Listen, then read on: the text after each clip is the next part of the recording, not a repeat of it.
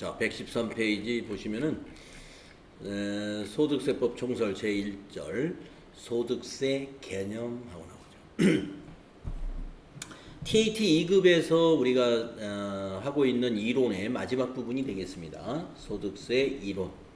네, 마지막 부분. 소득세는 우리가 그동안 이제 부가가치세법을 앞에서 공부했었는데, 우리가 세금을 구분하는 거에 대해서 부가가치세법 공부할 때 제가 한번 이렇게 한번 정리한 적이 있었죠. 네, 한번 다시 한번 요거를 꺼내놓고 한번 보도록 하겠습니다.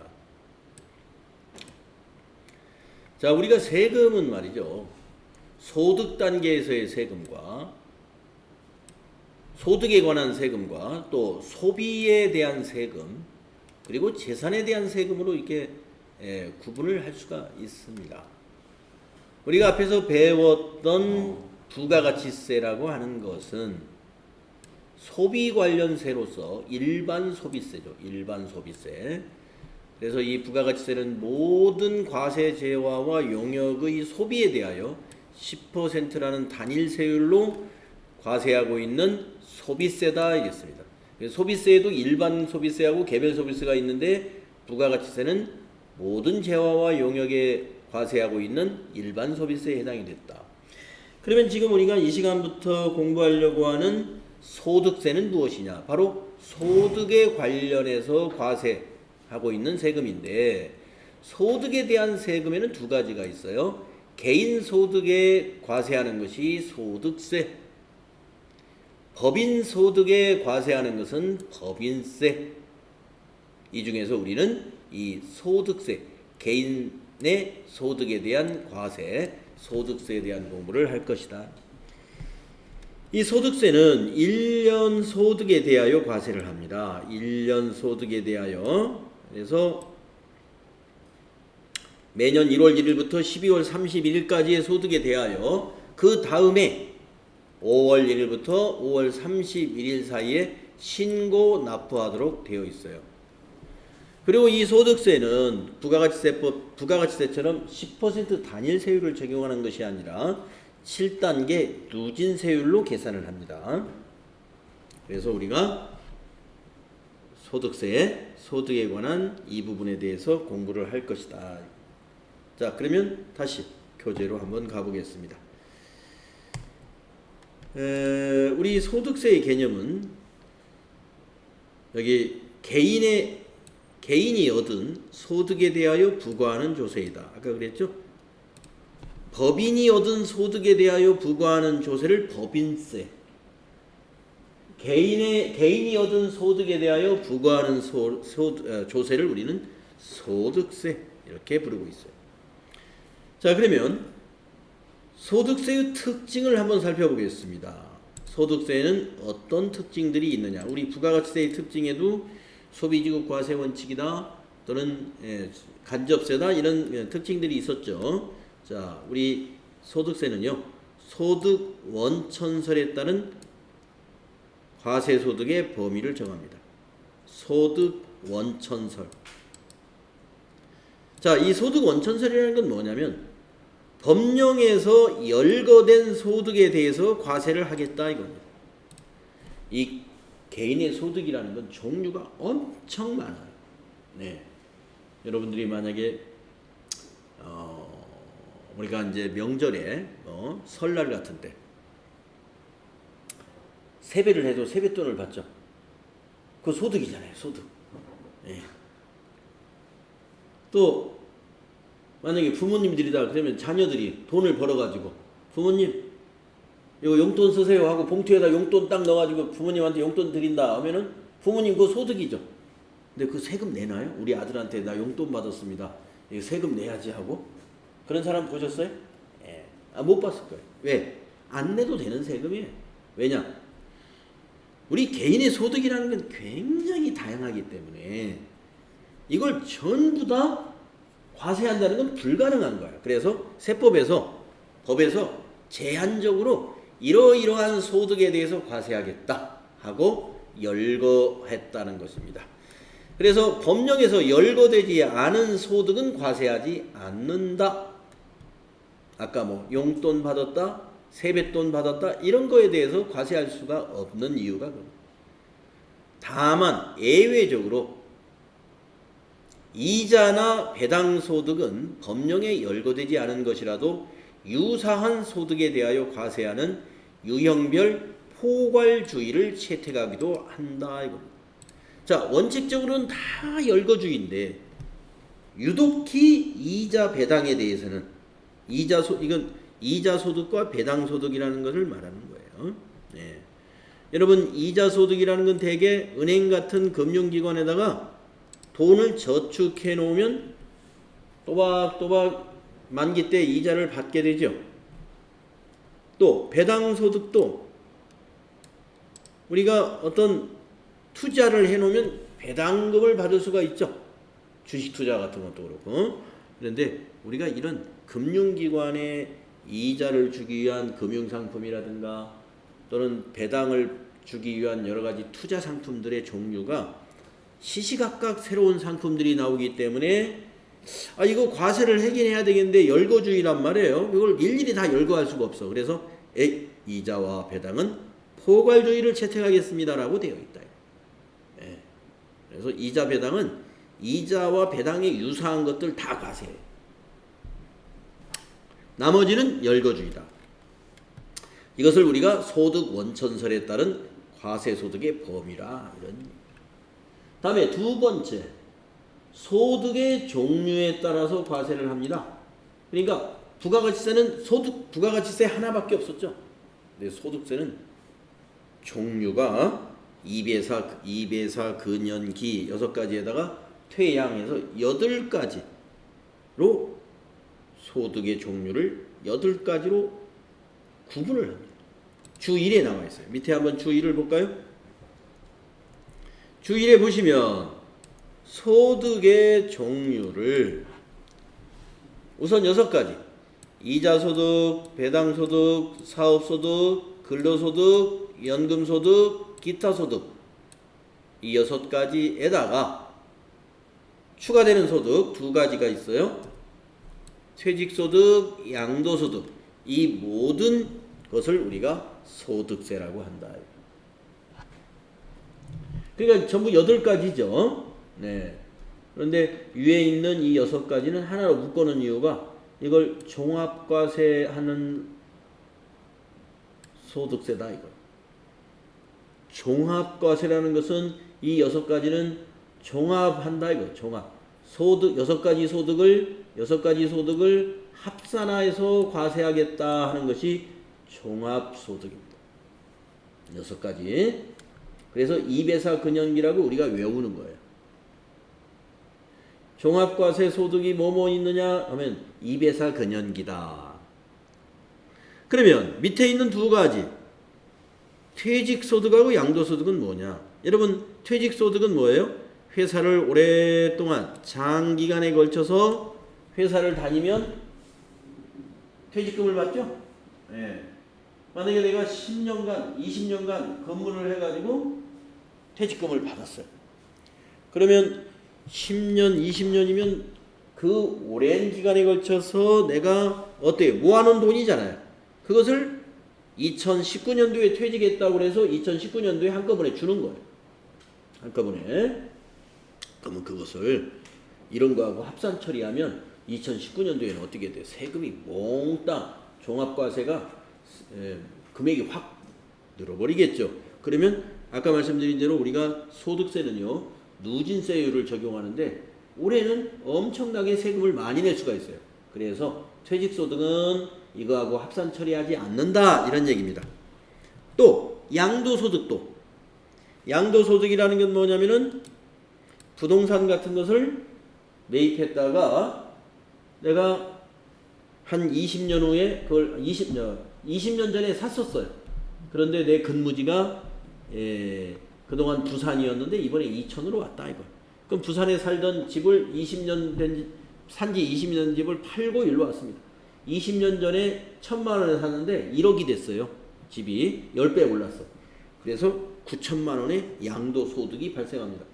마찬가지로 장기간에 걸쳐서 그 소득이 발생한 것이지 금년에 한 방에 9천만 원이 생긴 게 아니에요. 따라서 이것도 매년 신고하는 이 종합과세 소득하고 합산 처리하는 게 불합리하다 이거예요. 그래서 이것을 우리가 분류과세로 해요. 분류과세. 종합과세하지 않는다. 합리적이다 이겁니다. 종합과세하지 않는 것이 합리적이다. 그래서 분류과세가 퇴직소득과 양도소득 두 개, 종합과세는 이배사 근연기. 이거 외워둡시다. 앞으로. 자, 이렇게 우리 소득세는 소득 종류에 따라서 과세를 하고 있습니다. 다음 세 번째, 개인 단위로 과세하는 제도다. 개인 단위로 과세합니다. 합산하지 않아요. 예. 자, 소득세법은 개인을 단위로 해서 소득세를 과세합니다. 다만 예외적으로 동거하는 가족과 공동사업을 하는 경우 손익 분배 비율을 허위로 정하는 경우가 사유가 있는 경우에는 가족의 소득을 합산해서 과세할 수도 있습니다. 네, 공동사업을 하지도 않는 건데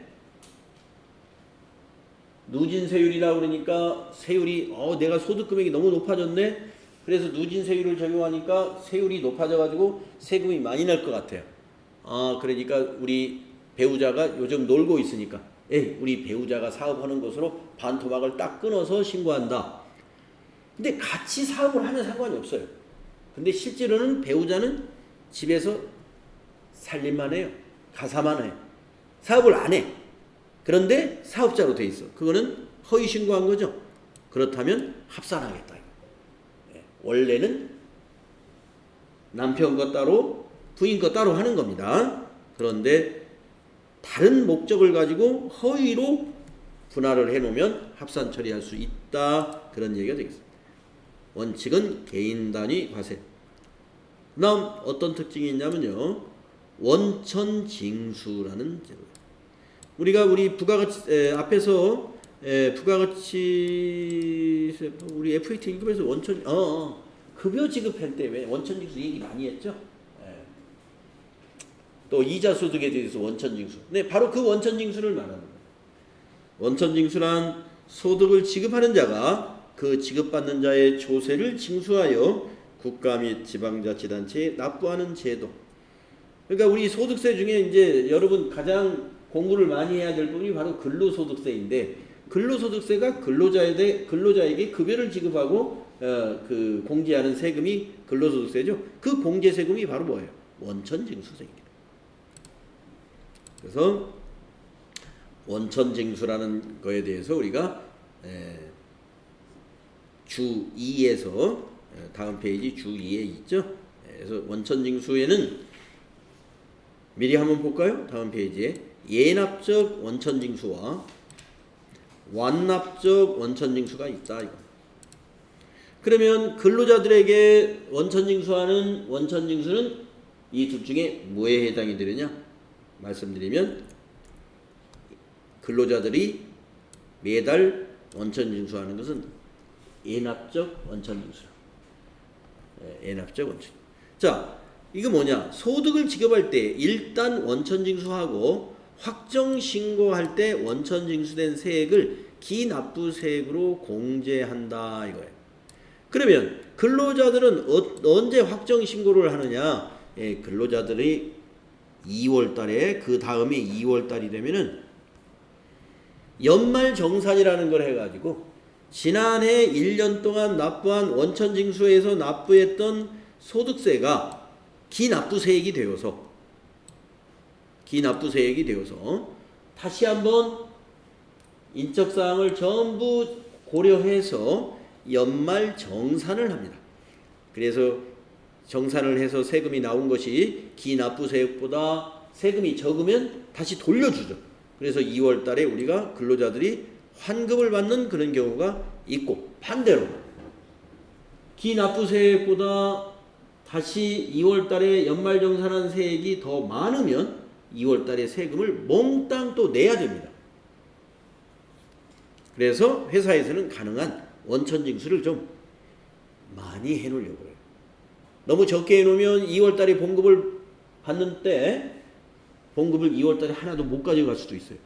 세금으로 몽땅 나와가지고 그래서 우리가 원천징수한 거 뺀 나머지를 2월달에 납부해야 된다. 이걸 연말정산이라고. 이걸 근로소득의 확정신고라고 볼 수도 있는 겁니다. 완납적 원천징수라는 건 뭐냐? 원천징수하고 나서 끝. 그 뒤에 세금 얘기가 전혀 안 나와요. 원천징수로 과세가 종결되는 경우를 우리가 완납적 원천징수라고 해요. 대표적인 예제가 뭐냐면은 여러분이 만약에 복권을 사가지고 복권에 당첨이 됐다. 네. 그러면 20% 세금을 내야 됩니다. 만약에 2억 원짜리 복권이 당첨이 됐어요. 그러면 2억 원에 20%면 얼마인가요? 1억 원에 10%면 1,000만 원, 2억 원에 20%면 2억 원에 10%면 2천만 원이 4천만 원이죠. 그러면은 4천만 원 세금 내고 1억 6천만 원 받는 거예요. 2억 원짜리 복권이 당첨되면 그리고 나서는 끝. 그러니까 확정 신고라든가 다른 거하고 뭐 합산해서 신고하지 않아요. 그래서 이런 것들을 그런 복권 당첨 같은 것을 우리가 완납적 원천징수 이렇게 부른다는 겁니다. 그러니까 뭔가 뒤에 다시 한번 정산을 한다 그러면 그게 애납적 원천징수. 이 원천징수 한 걸로 더 이상 신고가 없다 그러면 완납적 원천징수라는 얘기죠. 그래서 원천징수한다. 뭘? 소득세는. 그 다음에 5번째 인적공제가 적용된다. 인적공제라는 건 뭐냐 하는 것은 부양가족에 따라서 개인별로 세금이 달라요. 부양가족 수에 따라서. 똑같은 월급 500만 원을 받아도 부양가족이 1명인 소득자와 부양가족이 3명인 소득자는 납부할 세액이 달라지는 것이 바로 인적공제 제도를 두기 때문에 그런다. 부양가족 1명당 150명씩 인적공제를 해줘요. 150만 원씩. 또 누진과세를 한다. 아까 말씀드렸죠. 6%부터 최대 42%까지 세율을 누진으로 적용하고 있어요. 자, 소득세는 개인소득에 대하여 부과하기 때문에 부양가족에 따른 개인별 부담 능력이 다르다. 소득세법은 이를 고려하여 소득에 대한 인적공제 제도를 채택하고 있다. 이와 더불어 소득세의 소득 재분배 기능을 위해 누진세율을 채택하고 있다. 그래서 소득금액이 높은 금액에 대해서는 높은 세율을 적용해 준다는 것. 다음에 6번째 소득세의 특징은요. 신고납세주의입니다. 부가가치세도 이건 똑같아요. 신고해서 납부해야죠. 신고해서. 그래서 소득세는 신고납세주의를 채택하고 있다. 따라서 납세 의무자가 과세 표준 확정 신고를 함으로써 소득세의 납세 의무가 확정이 된다. 이와 같은 특징. 그래서 우선 큰 개념으로 여러분들 지금 소득세의 특징을 알아봤습니다. 종류와 특징에 대해서 알아봤고요. 다음은 납세 의무자를 한번 알아볼까요? 자, 우리가 부가가치세의 납세 의무자는 누구였습니까? 사업자 또는 수입하는 자가 납세 의무자입니다. 그러면 소득세는 누가 납세 의무자? 거주자 또는 비거주자가 납세 의무자가 됩니다. 그러니까 소득을 얻은 개인이 납세 의무자가 되는데 그 개인은 거주자와 비거주자로 구분될 수 있다는 거죠. 거주자라는 것은 내국인을 말하는 거예요. 내국인, 그러니까 국내에 주소를 두거나 1년 중 183일 이상 거소를 국내에 둔 개인을 우리는 거주자라고 한다. 그러니까 외국인이라 하더라도 한국에서 183일 이상 거소라는 것은 호텔 같은 데에서 이렇게 한국에 쭉 있었던 거예요. 그러면 거주자로 본다. 그러면 이 거주자의 납세 의무는요, 국내 소득과 국외 소득에 대해서 모두 과세합니다. 국내외 소득에 대해서. 그런데 비거주자는 누구냐? 외국인을 말하는 겁니다. 거주자가 아닌 개인. 거주자가 아닌 개인은 우리 한국에서 얻은 소득에 대해서만 과세를 해요. 외국인이 미국 사람이라고 보죠. 미국에서 얻은 소득을 한국에서 과세할 수 없다, 이런 얘기입니다. 미국 사람이니까. 그러나 미국 사람이 한국에서 소득을 올렸어요. 그거는 한국에서 과세를 해요. 자, 그래서 납세 의무자는 거주자 또는 비거주자가 된다. 주 1번에 보면 거소라는 거에 대한 설명이 나오는데요. 거소는 주소지 외의 장소 중에서 상당 기간에 걸쳐 거주하는 장소를 거소라고 해요. 주소와 같이 밀접한 일반적 생활 관계가 형성되지 아니한 장소라 이런. 그러니까 외국인들이 와서 머무르는 곳이 어디예요? 네, 호텔 같은 데서 머무를 수 있고. 우리가 내국인 같으면 우리가 그걸 호텔에서 이렇게 머무르는 게 아니죠. 그러니까 외국인이 와서 거주하는 곳을 우리는 거소라고 부른다. 아니면 세를 얻어서 월세를 얻어서 이렇게 있는 곳, 이런 곳을 거소라 한다. 자, 주소의 판정에 대한 거 한번 볼까요? 자, 판정 기준. 주소는 국내에서 생계를 같이 하는 가족 및 국내에 소지하는 자산의 유무 등 생활관계의 객관적 사실에 따라 판정을 해야 돼요. 국내에 주소가 있는 것으로 보는 경우는 이와 같은 네 가지 경우 국내에 주소가 있는 걸로 본다는 겁니다. 첫째, 아까 말씀드린 대로 183일 이상 국내에 거주하는 것. 이거는 그냥 국내에 주소가 있는 걸로 보겠다 이거예요. 다음, 두 번째, 국내에 생계를 같이 하는 가족이 있어요. 자기 가족이 국내에 있어. 그런데 자기 직업상 계속하여 183일 이상 국내에 거주할 것으로 인정되는 자. 당연히 이건 국내에 주소가 있는 거고요. 이렇지 않아도 그래요. 자, 이제 그 밑에 거 한번 볼까요? 외국을 항행하는 선박 또는 항공기 승무원들, 이 사람들 볼까요? 그러니까 항공기 승무원들, 외국 선박이면 이제 외항선, 이런 사람들은 대부분이 다 그 외국에서 이렇게 근무를 한다 이 말입니다. 항공기 승무원들, 선박, 항해사 이런 분들.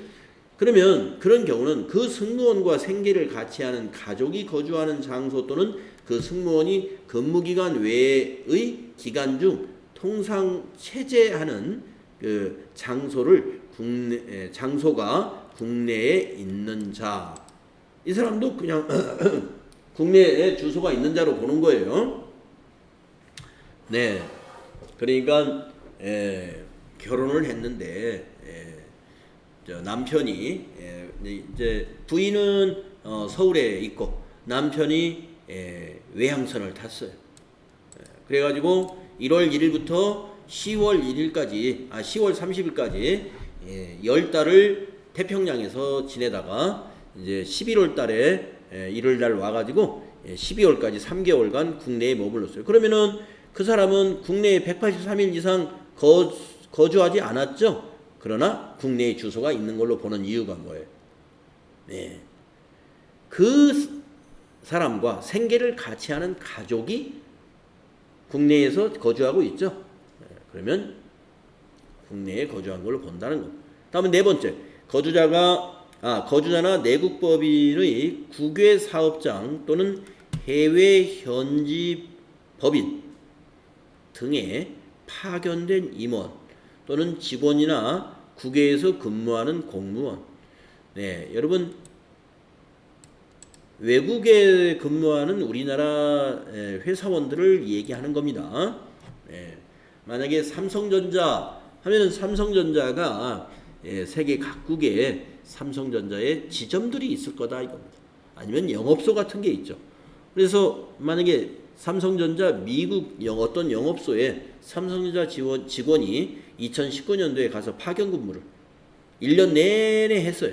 그러면 그 사람은 거주자가 아니냐, 외국 사람이냐? 아니다 이겁니다. 그 사람 월급에 대해서 국내에서 전부 과세합니다. 왜? 그 사람의 가족이 다 국내에 있어요. 그래서 우리나라 공무원들도 마찬가지. 미국 대사관에 공무하는 한국 대사관 직원들, 미국에 있는 한국 대사관 거기 직원들도 전부 다 국내에 거주하는 자로 본다 이런 얘기죠. 자, 그 다음에 다음 페이지 보시면 법인이 아닌 단체도 소득세에 해당이 됩니다.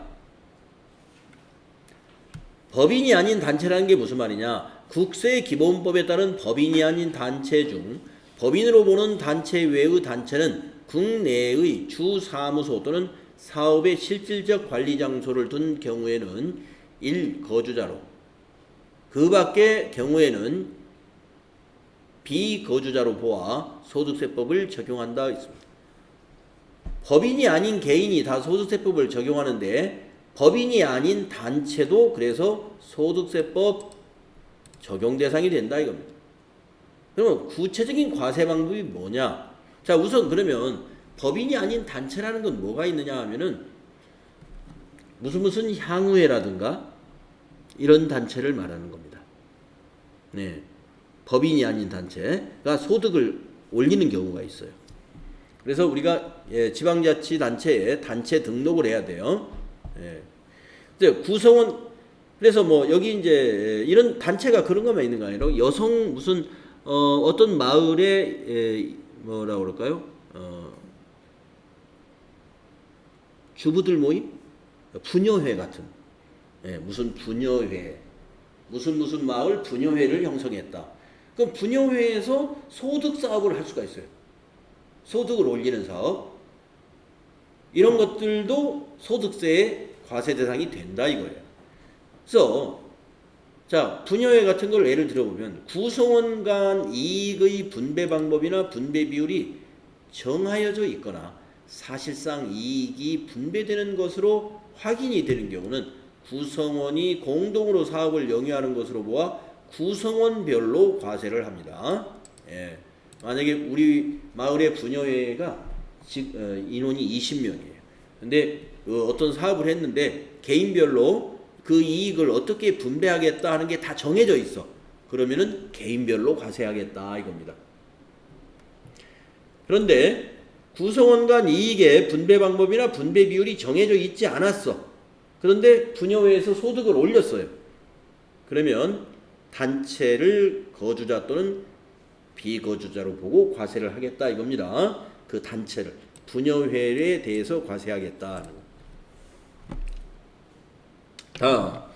다음은 과세기간 및 납세지를 보겠습니다. 과세기간의 원칙은 1월 1일부터 12월 31일입니다. 그런데 거주자가 사망을 했다. 그러면 과세기간이 사망일까지로 봐야 되겠죠. 1월 1일부터 사망일까지. 또 거주자가 출국해가지고 외국으로 이민을 갔어요. 그러면 비거주자가 되는 것이죠. 그러면 출국일까지를 과세기간으로 보고 과세하겠다 하는 거죠. 납세지를 보겠습니다. 납세지는 납세자와 국가지방자치단체 간의 법률관계의 이행장소를 결정하는 장소적 기준을 말하는데 납세지는 납세자의 신고, 신청, 청구 및 납부 등의 행위의 상대방이 되는 과세관청을 결정하는 기준이 됩니다. 그래서 거주자의 납세지는 주소지 관할 세무서가 됩니다. 만약에 지방세다 그러면 주소지 행정구역이 이천이 주소면 이천시가 되겠죠.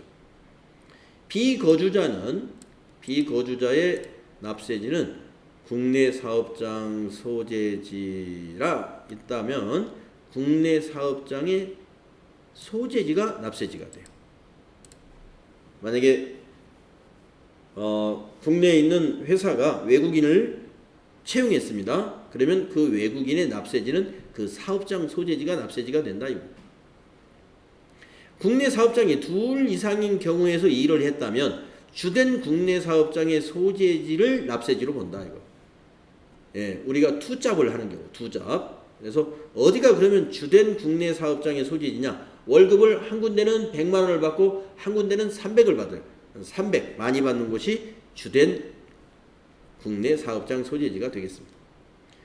국내 사업장이 없는 경우에는 국내 원천 소득이 발생한 장소를 소재지로 보겠다.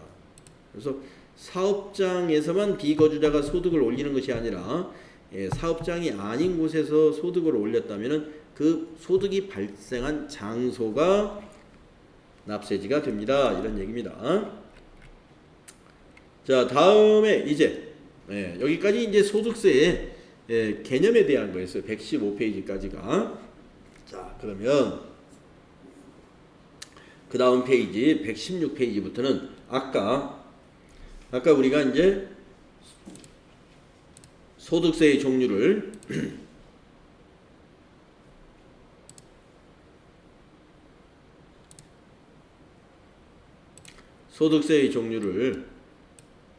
모두 8가지로 분류를 했는데요.